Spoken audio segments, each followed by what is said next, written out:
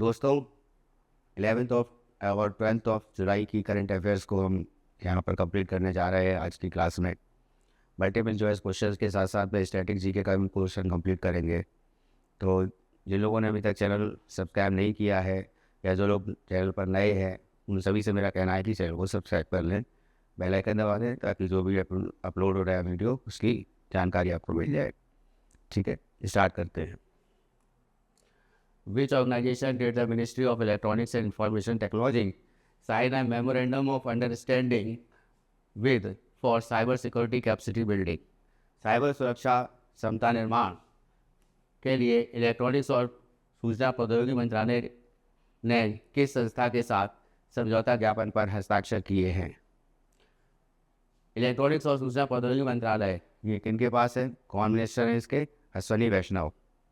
और ये संस्था का नाम है बिट्स पिलानी। बिट्स पिलानी जो है Birla institute of technology and science, ये राजस्थान में है, पिलानी जगह।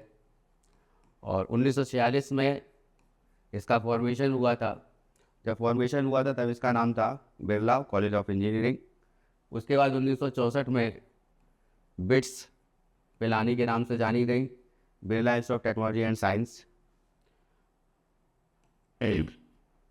अभी बिट्स के जो सेंटर्स हैं वो इंडिया में और भी जगह हो गए हैं। मुंबई में एक सेंटर हो गया है, एक गोवा में हो गया है, और साथ में इसका सेंटर हैदराबाद हो गया है। ठीक है, फॉरेन में भी यूएई में, दुबई में सेंटर इसका है, दुबई। नेक्स्ट आते हैं, which organisation has Indian railway partnered with to implement artificial intelligence and machine learning based systems for improving train safety? भारतीय रेल ने ट्रेन सुरक्षा में सुधार के लिए आर्टिफिशियल इंटेलिजेंस और मशीन लर्निंग आधारित प्रणालियों को लागू करने के लिए किस संस्था के साथ समझौता ज्ञापन पर हस्ताक्षर किए हैं? तो ये संस्था है dedicated freight corridor corporation of India limited. ये संस्था बेसिकली ये पीएसयू है और ये पब्लिक सेक्टर यूनिट है। और बेसिकली क्या है कि ये संस्था जिस तरह से गोल्डन क्वाड्रिलेटरल है, तो हाईवे 2468 2458 ये 4 हाईवे है जो गोल्डन क्वाड्रिलेटर बनाते हैं सड़क परिवहन के लिए।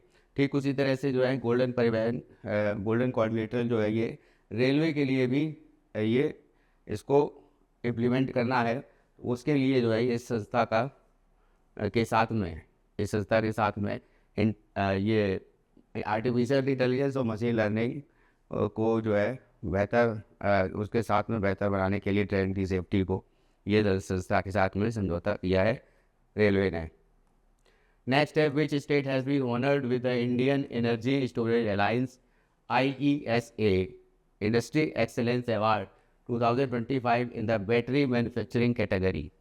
बैटरी निर्माण श्रेणी में भारत ऊर्जा भंडारण गठबंधन उद्योग उत्कृष्टता पुरस्कार 2025 से किस राज्य को सम्मानित किया गया है? इम्पोर्टेंट क्वेश्चन है। तेलंगाना राज्य को सम्मानित किया गया है। तेलंगाना इसका फॉर्मेशन जो है 2 जून को 2014 में इसका फॉर्मेशन हुआ था। ठीक है, अब जब इसका फॉर्मेशन हुआ तो हैदराबाद इसकी राजधानी बना दी गई और आंध्र प्रदेश को से ये है इसको अलग किया गया और आंध्र प्रदेश की राजधानी बाद में अमरावती हो गई। ठीक है, रेवंत रेड्डी इसके सीएम है यहाँ पे, ठीक, तेलंगाना के। नेक्स्ट है, who has become the first female CEO and MD of Hindustan Unilever limited? Hindustan Unilever limited की पहली महिला CEO, चीफ एग्जीक्यूटिव ऑफिसर और मैनेजिंग डायरेक्टर कौन बनी है? ये बनी है प्रिया Nair.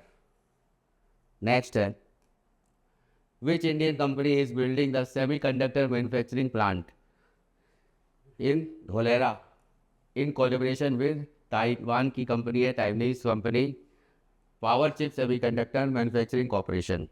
Power chip semiconductor manufacturing corporation ये जो कंपनी है ताइवान की, इसके साथ भारत की किस कंपनी ने कोलैबोरेशन किया है या एमओयू पर साइन किया है? जो इंडिया का पहला सेमीकंडक्टर का जो प्लांट है, मैन्युफैक्चरिंग प्लांट है, वो लग रहा है इंडिया में, धोलेरा में। तो ताइवान की धोलेरा में सेमीकंडक्टर निर्माण संयंत्र के लिए ताइवानी company Powerchip semiconductor manufacturing corporation के सहयोग से कौन सी भारतीय कंपनी द्वारा यह संयंत्र, ये प्लांट निर्माणाधीन है, बन रहा है? तो वो कंपनी है टाटा इलेक्ट्रॉनिक्स। सेमीकॉन सिटी के नाम से ये जाना जाएगा, सेमीकॉन सिटी। और ये इंडिया का पहला सेमीकंडक्टर मैन्युफैक्चरिंग प्लांट है और 91,000 करोड़ की ये परियोजना है, इतने रुपए की, 91,000 करोड़ की, ठीक है। बाकी जो भारत इलेक्ट्रॉनिक्स लिमिटेड है, एबीबी इंडिया लिमिटेड है, ये एससीएल इलेक्ट्रॉनिक्स है, ये भी सेमीकंडक्टर बनाती हैं ये कंपनियां भी। Next, India's men's football team has slipped to which position in the latest FIFA World Ranking, which is its lowest ranking since December 2016। 2016 में 135वीं रैंक आई थी फीफा की रैंकिंग में इंडिया की, ठीक है। तो भारतीय पुरुष फुटबॉल टीम नवीनतम फीफा विश्व रैंकिंग में यहाँ पे फिर द ब्लैंक से इसको कंप्लीट करना है, स्थान पर खिसक गई है, जो दिसंबर 2016 में 135वें स्थान के बाद से उसकी सबसे निचली रैंकिंग है। तो ये रैंकिंग है 133वीं, इंडिया 133वें नंबर पे आ गया है। और इससे पहले जो है जो बेस्ट रैंकिंग इसकी आई थी 1996 में 94th रैंक जो थी फीफा में आई थी, ठीक है। अब फीफा का जो हेडक्वार्टर है वो कहाँ पर है? फीफा का हेडक्वार्टर है जूरिक में, और जूरिक कहाँ है? स्विट्जरलैंड में, ठीक है। Zurich Switzerland.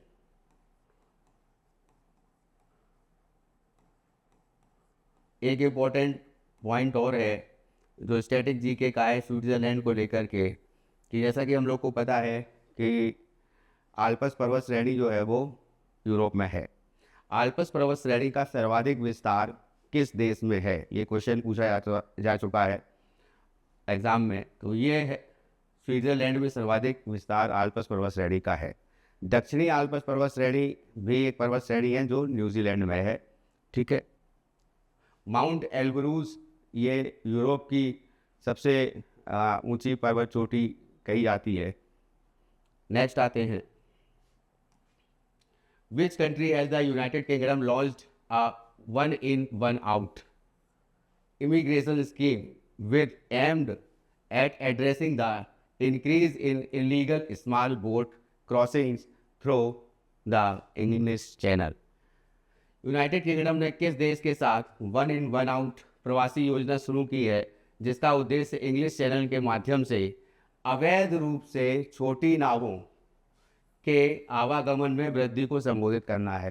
तो अवैध रूप से जो है लोग वो फ्रांस से ब्रिटेन जाते रहे, और इसको जो है इसको रोकने के लिए जाते हैं, इसको रोकने के लिए। और ये बहुत से जो है इम्पोर्टेंट है कि इस रूट पर जो भी ये छोटी नाव से जाते हैं तो एक्सीडेंट भी होता है और मृत्यु भी बहुतों की होती है। इसको रोकने के लिए वन इन वन आउट ये जो है स्कीम चलाई है। ये यूनाइटेड किंगडम के साथ में फ्रांस के साथ समझौता हुआ है, और यूके और फ्रांस के बीच में ही इंग्लिश चैनल का ये पड़ता है, इनके बीच में जो है बाउंड्री बनाता है यूके और फ्रांस के बीच में। और ये छोटी नावों के आवागमन को की वृद्धि को संबोधित जो ये करता है, ये जो दोनों देशों के बीच में वन इन वन आउट ये इमिग्रेशन स्कीम चलाई जाने में है। अब 1 इन 1 आउट कहने का मतलब है कि एक ब्रिटिश नागरिक जो है वो फ्रांस आएगा तो उसके बदले में दूसरा फ्रांस का नागरिक दूसरा जो है वो यहाँ फ्रांस से ब्रिटिश जाएगा, तो 1/1 है, तो 1 इन 1 आउट। ठीक है, नेक्स्ट आते हैं। In which year will India host the ISSF shooting world cup? किस वर्ष भारत ISSF निशानेबाजी विश्व कप की मेजबानी करेगा? ISSF जो निशानेबाजी विश्व कप की चैंपियनशिप करनी है भारत को, उसमें जो आयोजन करना है वो 2027 में आयोजन करेगा, और 2028 में जूनियर ISSF चैंपियनशिप का आयोजन वो करेगा इंडिया, भारत। ठीक है, और ISSF शूटिंग वर्ल्ड कप जो है ये, तो ISSF का फुल फॉर्म है इंटरनेशनल शूटिंग स्पोर्ट फेडरेशन। ठीक है, नेक्स्ट आते हैं। Which country will adopt the euro? Euro जो है करेंसी है यूरोपियन यूनियन की, तो यूरो जोन में आने वाली ये कौन सी कंट्री है जिसने जो यूरो को अपनाएगी, 21वीं मेंबर बनेगी यूरो जोन की? ये बनेगी 1 जनवरी 2026 में। तो कौन सा देश जो है वो 1 जनवरी 2026 से यूरो को अपनाकर यूरो जोन का 21वां सदस्य बन जाएगा? ये बन जाएगा बुल्गारिया। इंपॉर्टेंट क्वेश्चन है, याद रखिएगा। बुल्गारिया और रोमानिया, इन दोनों के बीच में डैन्यूब नदी जो है वो सीमा बनाती है, और रोमानिया, स्वीडन और पोलैंड, ये तीनों जो हैं ये भी यूरोजोन में शामिल अभी तक नहीं हुए हैं, ये यूरोजोन में शामिल नहीं हैं। ठीक है, बुल्गारिया की करेंसी जैसा कि हम लोगों को पता है कि ल्यू है, और रोमानिया की भी ल्यू है, यू और वी का फर्क है। स्वीडन की क्रोना है और पोलैंड की जलोटी है। ठीक है, नेक्स्ट आते हैं। Which is the first indigenously designed and build diving sport vessel DSV received by the Indian navy constructed by Hindustan shipyard limited, Visakhapatnam?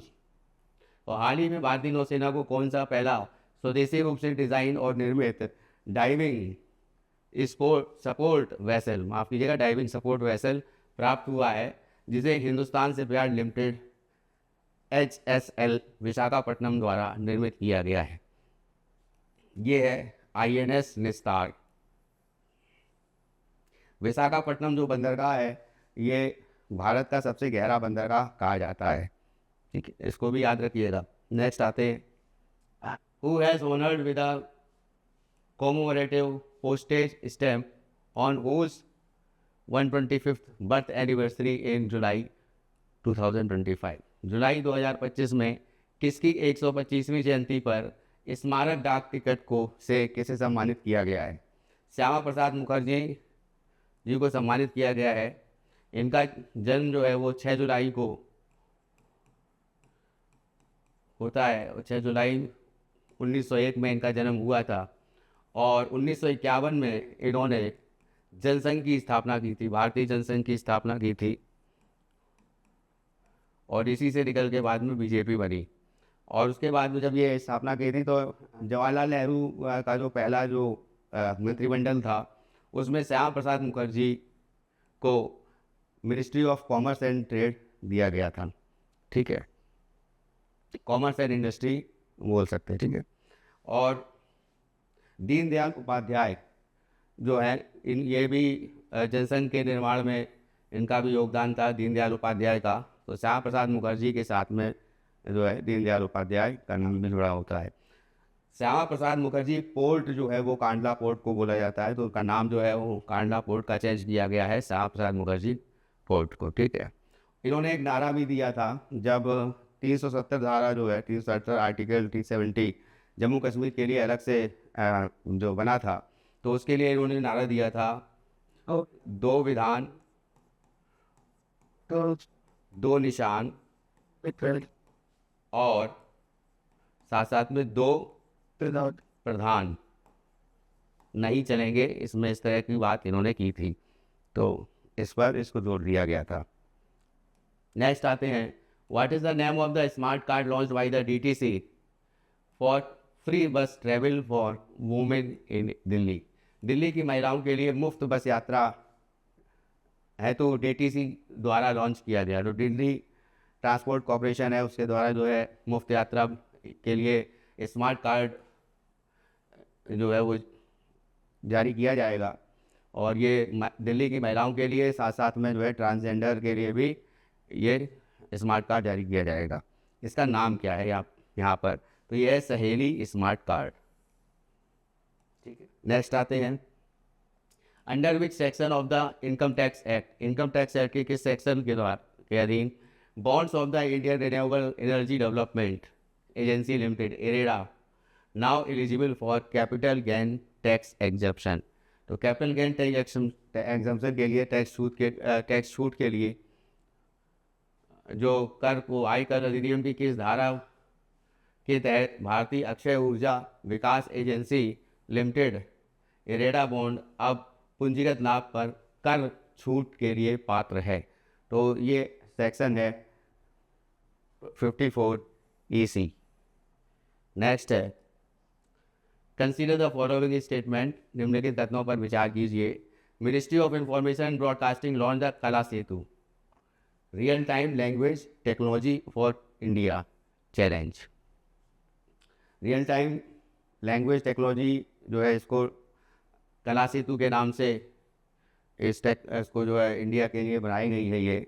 ये कला सेतु याद रखिएगा, इसका संबंध जो है लैंग्वेज से है। तो सूचना एवं प्रसारण मंत्रालय ने कला सेतु भारत के लिए रियल टाइम भाषा तकनीक चुनौती शुरू की है। तो भाषा को लेकर के जो अनुसूची है संविधान में, तो 22 भाषा हैं भारतीय संविधान की 8वीं अनुसूची में, 8th या 8वीं अनुसूची में। ठीक है, याद रखिएगा। और जब संविधान बना था उस समय 14 भाषाएं थी। तो the national initiative aims to use AI based solution, artificial intelligence based solutions for multilingual content creation and bridge the digital language gap in India. इस राष्ट्रीय पहल का उद्देश्य बहुभाषी सामग्री निर्माण के लिए AI आधारित समाधानों का उपयोग करना और भारत में डिजिटल भाषा के अंतर को पाटना है। एक तरह से जो है एक लैंग्वेज से दूसरे लैंग्वेज में डिजिटल माध्यम से जो है कन्वर्ट हो सकेगी। तो इसको जो एक तरह से AI के माध्यम से जो है ये किया जाएगा। तो ये दोनों जो है स्टेटमेंट ये ट्रू है, both 1 and 2 are right statements. ठीक है, नेक्स्ट आते हैं, which company got approval for the first malaria drug for newborn and young infants. नवजात शिशुओं और छोटे शिशुओं के लिए पहली मलेरिया दवा के लिए किस कंपनी को मंजूरी मिली है? ये मिली है नोवार्टिस को। याद रखिएगा, इसको नोवार्टिस को मिली है। नेक्स्ट आते हैं, to promote India Japan maritime corporation the Japanese coast guard ship arrived in Chennai. तो ये जापानीज कोस्ट गार्ड शिप है, ये उसका शिप का नाम क्या है, जो कि जापान का है, जो कि चेन्नई में आया है। तो भारत जापान समुद्री सहयोग को बढ़ावा देने के लिए जापानी तटरक्षक बल का जहाज चेन्नई पहुंचा है और इसका नाम है इत्सुकुशिमा। नेक्स्ट है, which country supreme leader and chief justice of the international court of justice has the international court of justice issued N arrest warrant against. अंतर्राष्ट्रीय न्यायालय ने किस देश के सर्वोच्च नेता और चीफ जस्टिस के खिलाफ गिरफ्तारी वारंट जारी किया है? ये जारी किया है अफगानिस्तान के प्रमुख और चीफ जस्टिस के खिलाफ। अब ये जो इंटरनेशनल क्रिमिनल कोर्ट है ICC, इसका मुख्यालय कहाँ है ये भी पूछा जाता रहा है। हैग में है, नीदरलैंड में। ठीक है, नीदरलैंड में हैग में है। और इसका पहले नाम क्या था नीदरलैंड का? हॉलैंड। तो हॉलैंड जो थी वो डच कंपनी जब भारत आई थी तो उसी को जो है वही डच कंपनी, डच लोग जो है वो नीदरलैंड में रहते हैं। ठीक है, तो ये जो अफगानिस्तान के लिए इनके खिलाफ में ये वारंट जारी किया, इसका कारण क्या है? इसका कारण है कि महिलाओं का शोषण और उनका जो है उनको द्वितीय दर्जे का मान करके उनका शोषण करना, और इसको उनको शोषण को लेकर के या और जो लड़कियां थी उनका भी शोषण किया जाता रहा है अफ़गानिस्तान में। तो इसके लिए जो है महिलाओं के शोषण को मद्देनज़र रखते हुए ये गिरफ्तारी वारंट जो है जारी किया गया है। यहाँ पर तालिबान की सरकार है। तो अफ़गानिस्तान के प्रमुख कौन हैं?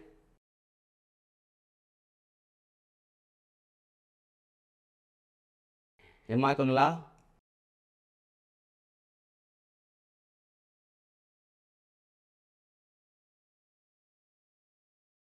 अकुमज़ादा, अकुमज़ादा। हाँ। और इसके जो चीफ जस्टिस हैं वहाँ के, तो चीफ जस्टिस का नाम है अब्दुल हकीम हक्कानी, है ना। तो चीफ जस्टिस नाम है अब्दुल हकीम हक्कानी।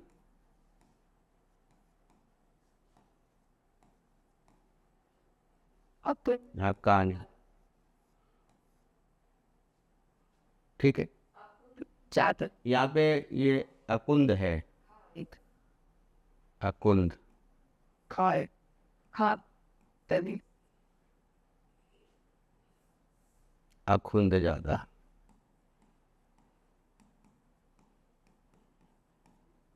ठीक है। नेक्स्ट आते हैं, which state government plan to build Asia's largest jungle safari. Asia का सबसे बड़ा जंगल सफारी जो है ये अरावली हिल्स पर, अरावली पर्वत श्रेणी पर कौन सा स्टेट बनाएगा या बनाने के लिए जा रहा है? तो किस राज्य सरकार ने ये अरावली पर्वत श्रृंखला में एशिया की सबसे बड़ी जंगल सफारी बनाने की योजना बनाई है?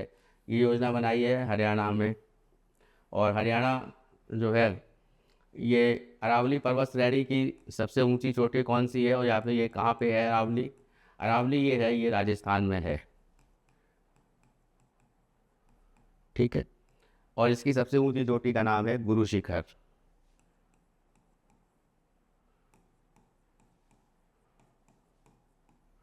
2248 मीटर की ऊंचाई इसकी है, ठीक है।